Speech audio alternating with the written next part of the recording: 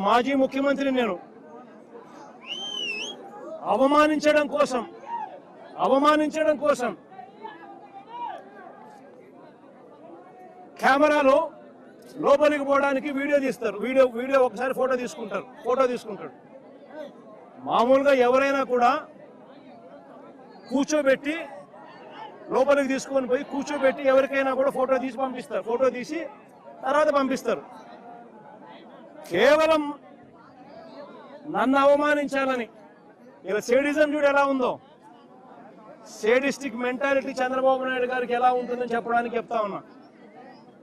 నన్ను గ్రిల్ బయట నిలబెట్టించి గ్రిల్ బయటనే ఫోటో ఇలా తీస్తున్నారు. నేను అడిగినా ఇది మామూలుగా అందరికీ ఇదే మాదిరిగానే తీస్తారా అని. ఎందుకనంటే మా ప్రభుత్వ హయాంలో రిఫార్మ్స్ తీసుకొచ్చినాం. పీపుల్ ఫ్రెండ్లీ పోలీస్ స్టేషన్ ఏర్పాటు చేసినాం.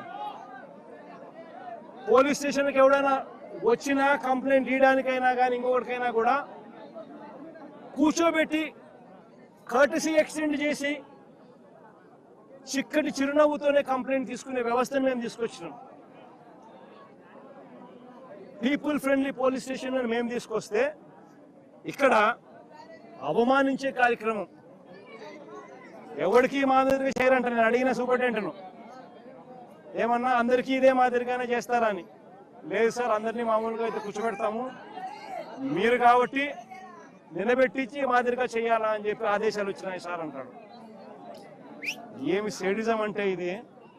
నేను చంద్రబాబు నాయుడు చెప్తా ఉన్నా, రేపు పొద్దున ఎల్లకాలం మీ ప్రభుత్వమే ఉండదు చంద్రబాబు అని చెప్పి గట్టిగా చెప్తా ఉన్నా.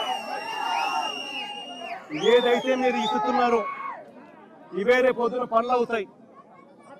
ఏదైతే తప్పుడు సాంప్రదాయాన్ని మీరు మొదలెడతా ఉన్నారో ఇవే రేపు పొద్దున రెండింతలై మీకు చుట్టుకుంటాయని చెప్పి చంద్రబాబు నాయుడు గారికి గట్టిగా వార్నింగ్ ఇస్తూ ఇవాళ చెప్తా ఉన్నాను. చూస్తా 2 ఏళ్ళు అయిపోయింది.